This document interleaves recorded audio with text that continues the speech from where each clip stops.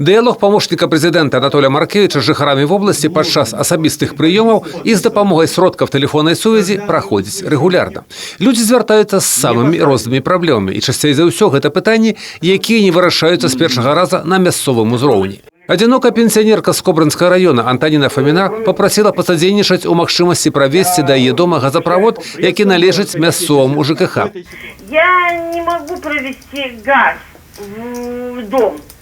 Дом от ЖКХ. Мы писали и в райисполком Брестский, и в райисполком Кобринский мы писали. И все нас говорят, ведите за свой счет газ. З гэтым пытаннем Анатолий Маркевич доручил разобраться специалистам. На каком основании?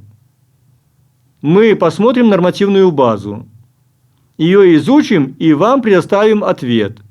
Если сегодня вы имеете право, тогда мы вместе с Кобринским райисполкомом, жилищно-коммунальным хозяйством посмотрим возможности их финансовые, сколько стоит для того, чтобы обеспечить подводку газа к дому, который находится на балансе жилищно-коммунального хозяйства. Так само громадяне звярталіся до Анатолия Маркевича з пытаннямі по працаўладкаванні, дапамозе інвалідам, выкарыстанні электрычнасці ў бытавых мэтах, узаконьванні уласнай маёмасці па тэрмінах правядзення судовых разбіральніцтваў. Прямые телефонные линии актуальны в любое время.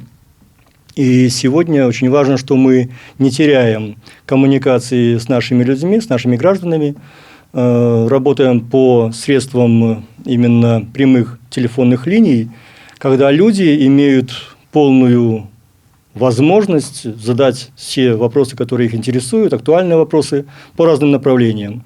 Нету сегодня каких-то тем, которые мы могли бы обойти стороной. На гэты раз жыхары вобласці закранули шэраг пытанняў, вырашэнне якіх пакуль немагчыма на ўзроўні толькі мясцовых органаў улады. Яны патрабуюць унясення пэўных змяненняў у нарматыўныя акты. Як, напрыклад, у сітуацыі аднаго жыхару вобласці, які пералічыў грошы на набыццё аўтамабіля адной з фірм і ўжо 4 гады не можа не вярнуць грошы, не атрымаць аўто. Но масштабно мы понимаем, что вторая сторона, те, кто принял средства, на мой взгляд, не всегда ведут себя добропорядочно.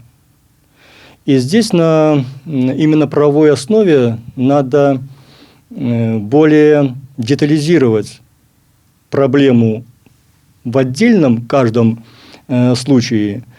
Но, возможно, на мой взгляд, нужно вносить определенные корректировки в действующее законодательство для того, чтобы истец имел полное право на законных основаниях требовать. Адпаведны дакумент, са слов Анатолия Маркевича, будзе накіраваны ў адміністрацыю прэзідэнта Беларусі да разгляду.